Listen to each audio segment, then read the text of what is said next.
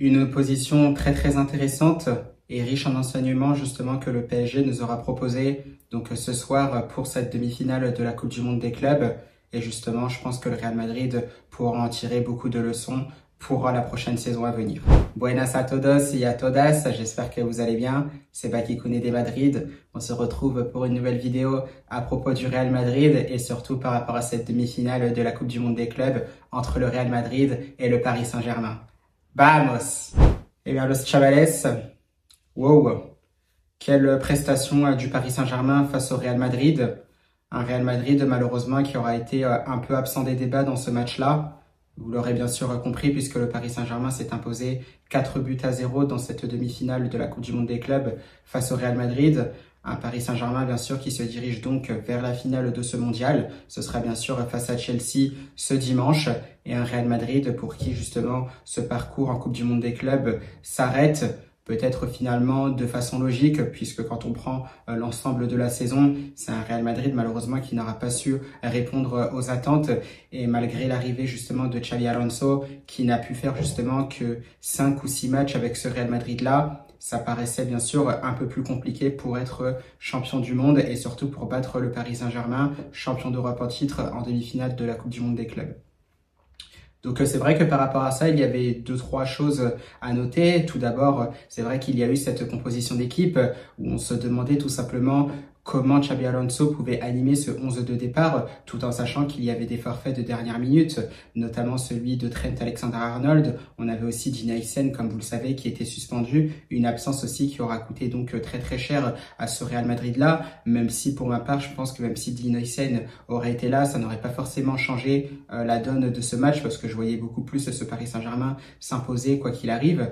Et ensuite, il y avait donc cette animation offensive avec Gonzalo Garcia, accompagné de Vini Junior et de Kylian Mbappé. Et finalement, je pense que peut-être que l'attention sur ce débrief d'après-match peut se concentrer principalement sur cette composition d'équipe, parce qu'on se demandait tout simplement comment Xabi Alonso pouvait organiser son équipe avec 3 attaquants, dont un où on est sûr qu'il va défendre, et 2 autres justement pour qui c'est beaucoup plus compliqué. Vous le savez donc, c'est bien sûr Kylian Mbappé et Vinicius Junior, et ça tout simplement dans ce match-là, ça n'aura pas manqué bien sûr, même si c'est vrai que ce match, je trouvais qu'il commençait plutôt bien. Il y avait des actions de part et d'autre, même si le Real Madrid n'a pas forcément eu d'occasion durant tout le match pour ma part. C'est plus le Paris Saint-Germain qui a bien lancé les hostilités avec des premières occasions, et surtout encore une fois, mais quelle parade, paradone comme on dit en Espagne pour Thibaut Courtois, qui prouve encore une fois bien sûr que c'est le meilleur gardien du monde, même si c'est vrai on n'a pas vu Donnarumma à l'œuvre, parce que ce bloc équipe du Paris Saint-Germain était vraiment très en place, était bien sûr bien huilé comme on s'y attendait, et justement un Real Madrid qui s'est un peu appauvri, qui était tout simplement appauvri justement dans son animation offensive, qui n'a pas su se créer des angles de tir, ce qui fait que Donnarumma n'a pas eu grand chose à faire dans ce match-là, si ce n'est dire rien du tout. Donc voilà, et puis un match qui commençait plutôt bien. Qui aurait cru justement qu'il y aurait eu donc des erreurs individuelles qui auraient plombé tout simplement ce début de match du Real Madrid. Et justement, ça c'est vrai qu'il y a eu des erreurs individuelles. Mais d'un autre côté, il faut aussi souligner cette efficacité du Paris Saint-Germain, parce qu'elle a su quand même profiter des erreurs du Real Madrid. Ils ont su les punir directement. Vous le savez très bien, los chavales, quand vous jouez le Real Madrid, c'est exactement ce qu'il faut faire. La moindre occasion que vous avez, il faut planter. Et c'est ce qu'ont fait les Parisiens justement. Ils ont su profiter des 2 erreurs du Real Madrid, et ils ont rapidement mené 2-0 dans ce match-là. Je crois que c'était même avant la 10e minute de jeu, si je ne dis pas de bêtises. Donc un PSG qui aura réussi à faire le break assez rapidement. Même si c'est vrai qu'à 2-0, bon, c'est en début de match. Dans un match comme ça peut aussi aller très vite. Et suite à ça, les Parisiens remettront aussi un 3e but. Je pense qu'il aura clairement clôturé cette partition, ce match justement, cette demi-finale de la Coupe du Monde des clubs pour un accès en finale. Même si d'une autre part, on sait que dès lors que nous jouons le Real Madrid, il faut être concentré jusqu'à la fin, parce que même à 3-0, le Real Madrid est capable aussi de choses assez incroyables qui passent au-delà de l'imaginaire. Donc c'est un Paris Saint-Germain qui aura su rester concentré jusqu'au bout, et ça justement, il faut le souligner, parce que c'est très fort ce qu'ont fait les Parisiens, notamment dans la concentration. Et ensuite, vous le savez, los chavales, il y a eu donc ces erreurs individuelles. Premièrement, celle de Raúl Asensio et celle d'Antonio Rudiger, Qu'est-ce que vous voulez que je vous dise? Ce sont des choses malheureusement qui arrivent. Alors certes, je suis d'accord sur le fait que ça ne doit pas arriver en demi-finale de la Coupe du Monde des clubs, un match de ce haut niveau-là. On doit faire en sorte justement d'être le plus irréprochable possible, d'être le plus clinique justement dans ses interventions, ce qu'on appelle tout simplement une efficacité. Et là, ça a beaucoup manqué pour le Real Madrid. On le voit, malheureusement, c'est un Raúl Asensio qui est en manque de confiance. C'est un peu à l'image finalement de ce mondial des clubs où il aura commis des erreurs successives. Finalement, c'est la 3e erreur successive qu'il commet de suite et ça coûte très très cher puisque ça plombe déjà d'entrée le match du Real Madrid. Même si ce n'est qu'une boulette à 1-0, il peut tout se passer. Là-dessus, on ne va pas forcément le reprocher à Raúl Asensio. C'est vrai que à côté de ça, il avait cette chance de se relancer puisque Dinaïsen était suspendu pour ce match-là. Et malheureusement, c'est vrai qu'il n'aura pas saisi cette chance-là. Mais évidemment, ça ne veut pas dire que tout est fini pour lui, qu'il ne jouera plus avec le Real Madrid. Alors peut-être justement qu'il redescendra dans la hiérarchie de Xabi Alonso puisque ce sera peut-être Antonio Rudiger aligné avec Dinaïsen pour l'instant. Mais ça n'empêche que voilà, Raúl Asensio doit s'accrocher. Il doit continuer à se battre pour retrouver potentiellement une place de titulaire. Nous, en tant que Madrilènes, on doit l'encourager parce que ça fait partie du football aussi de faire des erreurs. Quand tout allait bien, on était là aussi pour le féliciter. On le sait, c'est une période beaucoup plus difficile pour le joueur espagnol et on doit être là. Bien sûr, on est d'accord sur le fait qu'il doit faire preuve de beaucoup plus de maturité, beaucoup plus de concentration dans son jeu, être beaucoup plus dur. Donc on le sait, des fois il est dur sur l'âme, mais il doit être beaucoup plus dur, lui, dans sa tête pour être beaucoup plus concentré. J'espère qu'il en aura pris note et qu'il s'en servira pour la suite. Ce qui est sûr, c'est qu'il devra continuer justement à se battre pour regagner potentiellement une place de titulaire parce que on le sait, ce sera pas forcément facile, mais voilà, on peut imaginer justement qu'il revienne aussi à un très très bon niveau, à voir comment ça se passera, quelle défense Xabi Alonso choisira aussi pour l'avenir avec cette saison qui reviendra, qui commencera d'ailleurs très très vite avec le premier match de la saison. Je crois que ce sera face à Osasuna et ce sera du côté du Bernabéu dans un mois, au mois d'août. Et bien sûr, on n'oublie pas qu'il y aura le retour effectivement de Eder Militao qui est entré aussi dans ce match-là. Donc voilà, petit à petit, on sent il y a des défenseurs qui reviennent. Est-ce que ce sera assez suffisant? Est-ce qu'il y aura peut-être aussi de potentiels recrues côté Real Madrid en défense? On sait il y avait eu pas mal aussi de rumeurs concernant Ibrahima Konaté potentiellement. On ne sait pas, toujours est-il qu'on a un effectif, on a des joueurs qui sont disponibles, on joue avec les joueurs qu'on a, ils ont aussi du potentiel, ils ont fait des erreurs, c'est comme ça, il faut les encourager et on espère qu'ils seront meilleurs pour la suite. C'est pareil aussi pour Rudiger. Et Rudiger aussi, c'est à l'image de sa saison finalement où il était tout simplement hors du coup, il était souvent déconcentré, il a raté pas mal d'interventions. On l'a vu où c'était déjà très très limite face à Arsenal en quart de finale de la Champions League. Voilà, là face au Paris Saint-Germain, ça n'a pas pardonné. On le sent, il était tout simplement pas dedans. C'est vrai que c'était un peu plus difficile techniquement. Et pourtant, c'est vrai parce que le pressing d'Ousmane Dembélé n'était pas foufou. Il le presse, il essaye justement de le faire jouer. Mais voilà, on voit que Rudiger a quand même cette marge justement pour retrouver un de ses partenaires avec une passe. J'ai l'impression, je sais pas s'il panique ou je sais pas s'il était tout simplement pas dedans. Et toujours est-il qu'il perd ce ballon et Dembélé finit très très bien. Donc voilà, et malheureusement, quand vos deux défenseurs centrales ne sont pas dedans, vous savez très bien que c'est un peu plus difficile pour gagner un match, puisque ça passe aussi par vos deux défenseurs centraux pour bien défendre, avant même que vos attaquants puissent essayer de lancer des offensifs. Donc voilà, malheureusement, ça arrive, Rudiger a fait une erreur. Voilà, on a hâte de voir, cette saison-là maintenant se termine, il va falloir repasser à autre chose, se concentrer, c'est une nouvelle saison qui arrivera. Je pense que les joueurs auront aussi quelques jours de repos avant de se repréparer pour la saison 2025-2026. Et là-dessus, c'est vrai que je n'ai pas grand-chose non plus à rajouter, si ce n'est que bien sûr, il ne faut pas insulter les joueurs, il faut tout simplement les encourager. Quand ils étaient là aussi, quand je voyais un Rudiger justement qui nous faisait une passe décisive en demi-finale de la Champions League face au Bayern Munich avec un but de Rosselló qui nous emmène justement en finale de la Champions League, on était tous contents, on encourageait tous Rudiger. Là, voilà, c'est un peu plus difficile. Il fait une boulette en demi-finale face à un Paris Saint-Germain qui était aussi en place. Voilà, c'est ça, c'est le football. Et puis, je pense qu'il faut passer à autre chose, tirer les leçons, mettre au clair aussi ce qui n'a pas été tout simplement dans ce match, mais tout simplement aussi dans l'ensemble de cette saison, depuis qu'elle avait commencé en août 2024. Et puis, s'en servir justement pour réaliser de meilleures choses à l'avenir. Donc voilà, un peu difficile pour Rudiger et Raúl Asensio, mais on leur en veut pas et justement on leur souhaite le meilleur évidemment pour la suite. À côté de ça, c'était un peu plus compliqué. Alors ça, je sais pas si Xabi Alonso était peut-être dans l'obligation aussi d'aligner Vini Junior et Kylian Mbappé, parce que comme vous le savez, il y avait ce fameux débat qui alignait à côté de Gonzalo Garcia, parce qu'on voyait que Xabi Alonso tenait justement à son fameux schéma tactique où des fois on retrouvait le Real Madrid en 3-5-2, et là finalement déjà il y a eu cette blessure de Trent Alexander-Arnold, donc on a eu Fede Valverde qui a décalé à droite, et finalement on s'est rendu compte que le fait qu'il y ait 3 attaquants, ça a un peu déboussolé le schéma tactique du Real Madrid par rapport à ce qu'on avait vu justement depuis le début de la compétition, parce qu'on a vu déjà au milieu de terrain, il n'y avait pas les renforts que pouvaient apporter Vini Junior et Kylian Mbappé.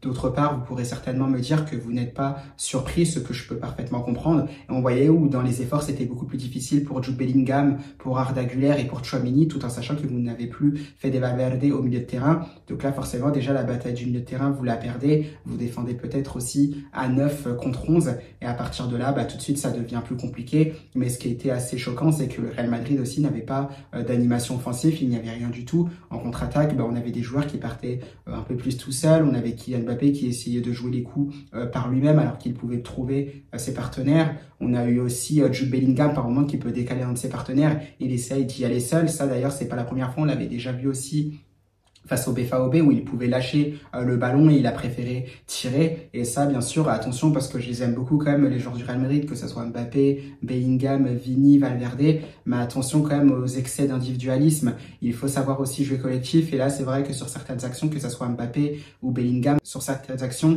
ça n'a tout simplement pas aidé. Et je pense que Xabi Alonso aura aussi un gros travail à faire là-dessus, sur un collectif à vraiment installer dans ce Real Madrid-là. Et Dieu sait que ce ne sera pas facile. Donc voilà les enseignements que je tire là-dessus. On a eu un Vini Junior aussi pour qui c'était un peu plus compliqué. C'est tout simplement l'image de sa saison. Vous le savez très bien, c'est un coup ça va, ou ça peut être très très moyen, et un coup ça va pas du tout. Là évidemment en ce moment il est plus sur une lignée un peu plus difficile. Il est vraiment dans le dur, le Brésilien, et ça s'est encore vu justement face à un Paris Saint-Germain qui n'a pas forcément fait trop d'efforts pour le museler, même s'il fallait être quand même être un minimum concentré sur le joueur brésilien, car il peut quand même faire cette différence à n'importe quel moment. Donc voilà, c'est un Vinicius Junior pour qui cette saison était difficile. Je pense que maintenant l'essentiel c'est de se reposer, à voir aussi ce qu'il se passera par la suite quand la nouvelle saison commencera, parce que j'ai l'impression aussi que si les deux ne défendent pas, Kylian Mbappé et Vini Junior, là il y aura certainement un choix à faire. C'est ce dont j'ai peur, Los Chavales, c'est que Xabi Alonso, au bout d'un moment, pourrait être contraint de faire un choix, même s'il peut y avoir aussi une certaine pression qui vient d'un peu plus haut dans le club, le forçant à faire jouer Vini Junior et Kylian Mbappé, comme ce soir face au Paris Saint-Germain. Et à partir de là, ça peut être un peu plus difficile parce que ça peut être un Real Madrid qui peut être vraiment désorganisé et très facilement déstabilisé, comme ce match-là face au Paris Saint-Germain. Ensuite, on a eu un Arda Güler où c'était un peu plus difficile dans l'animation. Par moments, c'est vrai que je l'ai trouvé un peu lent, le Turc, par rapport au rythme qu'imposait le Paris Saint-Germain.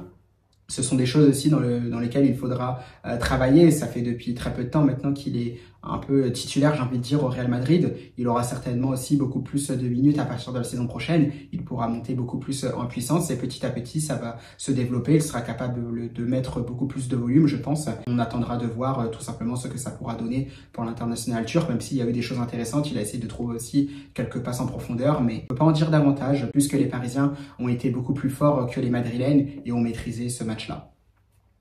Donc voilà, j'ai pas grand chose à dire. Los Chavales, Fran Garcia, c'est plutôt très bien défendu. Il a essayé de faire de son mieux puisqu'il était beaucoup plus en difficulté, puisque on avait Hakimi puis Désiré Doué qui venaient de son côté. On avait aussi Dembélé. Il y avait Bellingham justement qui essayait d'aider Fran Garcia, mais quand vous n'êtes pas aidé ni par Vini Junior ni par Kylian Mbappé, ça devient un peu plus difficile de défendre, et c'était beaucoup plus difficile pour Fran Garcia. Mais là, de toute façon, ce sera à voir. Il faut se concentrer sur la saison prochaine. Je pense qu'on a tous identifié maintenant ce qui n'allait pas pour le Real Madrid, notamment face aux grosses équipes, parce que face à une équipe qui est un peu moins forte que nous, qui est beaucoup moins forte, je pense que ce sont des choses qu'on n'identifie pas aisément. Là, face à des grosses équipes, on les voit et justement, on peut travailler, et j'espère que ça sera beaucoup mieux pour la suite.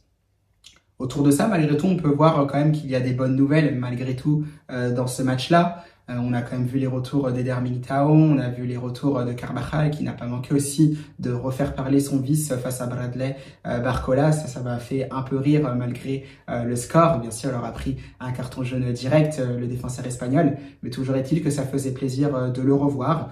Voilà, on attend de le voir reprendre du rythme et je pense que Xabi Alonso les intégrera bien sûr dans la rotation à partir de la saison prochaine. Malheureusement, voilà, c'est le petit hic, c'est le départ de Luka Modric. Certainement, c'était ces dernières minutes, peut-être sous le maillot du Real Madrid. Idem pour Lucas Vazquez. Évidemment, on remercie les joueurs. C'est quelque chose que j'avais déjà fait, bien sûr, après le dernier match de la Liga face à la Real Sociedad. C'était au mois de mai. Donc encore merci à ces deux joueurs-là pour ce qu'ils auront apporté au club durant leur passage avec toutes ces Ligues des Champions remportées. On se souvient notamment aussi des 3 Ligues des Champions d'affilée. Donc merci à ces deux-là. Maintenant, pour le Real Madrid, il va falloir continuer à travailler. On a conscience aussi que Jude Bellingham, théoriquement, devrait être indisponible pendant plusieurs semaines suite à une opération à l'épaule qui l'attendra après ce mondial des clubs. Bien sûr, il y aura l'arrivée de Mastantuono, qui s'intégrera certainement aussi au Real Madrid, à voir s'il jouera ou pas. On verra aussi concernant l'avenir de Rodrigo Goes. Idem aussi pour des joueurs comme Brahim Diaz qui mériteraient aussi d'avoir plus de temps de jeu parce que de toute façon, il faudra davantage équilibrer ce Real Madrid-là. Et comme je vous l'ai dit, le Chavales a surveillé aussi quand même la situation de Vini Junior parce que je m'inquiète quand même parce qu'il y aura aussi certainement un choix à faire pour Xabi Alonso si ces deux-là n'arrivent pas à faire les efforts, que ce soit Vini ou Kylian Mbappé. Donc attention à ça, c'est vraiment à surveiller le Chavales. En tout cas, pour ça, j'aimerais quand même dire merci au Paris Saint-Germain qui aura joué le jeu, comme je disais, qui aura fait un parfait cobaye pour ce Real Madrid-là, pour que les Madrilènes puissent identifier tout ce qui ne va pas pour revenir justement au meilleur niveau, pour qu'il puisse revenir à son rang de meilleur club du monde, qu'il puisse entretenir sa légende en espérant de pouvoir regagner aussi une Ligue des Champions dès la saison prochaine. Donc merci aux Parisiens qui auront livré une belle prestation, même si j'aurais aimé qu'ils continuent à jouer. Ils se sont un peu arrêtés de jouer quand même quand il y a eu 3-0, ce qui est normal. Voilà, il faut aussi se gérer. Il y a une longue saison, il y a le facteur chaleur, il y a aussi une finale à jouer. Mais voilà, pour ce qu'ils ont montré sur ce qu'on a vu, notamment sur les 3-4 buts, sur certaines phases de jeu, voilà. Ça nous a montré justement toutes les failles qu'il y avait au Real Madrid, tout le travail qu'il y a à faire, que ce soit potentiellement au recrutement comme sur le travail tactique et technique. Donc merci aux Parisiens pour cette opposition qu'ils nous ont livrée et pour leur sérieux durant tout ce match-là. Donc voilà, le Chavales, c'est la fin de cette vidéo. J'espère qu'elle vous aura plu. C'est aussi la fin du parcours du Real Madrid dans cette Coupe du Monde des clubs 2025. C'est aussi la fin de cette saison 2024-2025 qui aura été vraiment très éprouvante, très difficile aussi dans l'ensemble pour nous, supporters madriennes, aussi bien aussi pour les joueurs avec voilà, pas les titres qu'on espérait donc remporter. Il faut se concentrer sur la saison prochaine. Pour moi, vous le savez, c'était vraiment riche en apprentissage. C'était ma première saison en faisant des vidéos par rapport au Real Madrid, parce que d'habitude, c'est quelque chose que je ne faisais pas. Donc j'ai commencé cette saison sur YouTube à partir du mois de janvier. Et voilà, j'aurais appris pas mal de choses. J'aurais kiffé quand même faire toutes ces vidéos de débrief, les conférences de presse, ce qu'il se passe notamment aux entraînements, les potentiels recrues où ça continuera. Bien sûr, on se retrouvera dans de prochaines vidéos, mais dans un rythme beaucoup moins élevé que lorsqu'il y a de la compétition. Donc voilà, pour moi, c'était un vrai plaisir. Voilà, j'espère que pour la saison prochaine, ça se passera beaucoup mieux, ou ce sera peut-être des vidéos avec des titres à la clé, parce que bien sûr, j'ai envie quand même de vivre des titres du Real Madrid avec mes vidéos de débrief d'avant-match ou d'après-match. Pareil pour les conférences de presse et les analyses tactiques et techniques. Donc voilà, c'est ce que j'espère pour la saison prochaine. Mais en tout cas, le Chavales, j'étais quand même très content de faire toutes mes vidéos pour cette saison-là. J'espère que ce sera encore mieux pour la saison prochaine. J'espère que vous, dans l'ensemble, ça vous aura plu. Et tout simplement, je vais vous souhaiter aussi une belle fin de semaine. Un grand bravo encore au Paris Saint-Germain pour leur qualification et pour leur saison qu'ils sont en train de réussir. Merci à vous également si vous avez regardé pas mal de mes vidéos pour cette saison-là. Je vous dis tout simplement à la saison prochaine. On se retrouve bien sûr notamment dans quelques jours pour continuer à parler potentiellement du mercato du Real Madrid avant la reprise de la Liga. Et donc, Chavales, bon courage, belle fin de semaine à vous et surtout à la Madrid.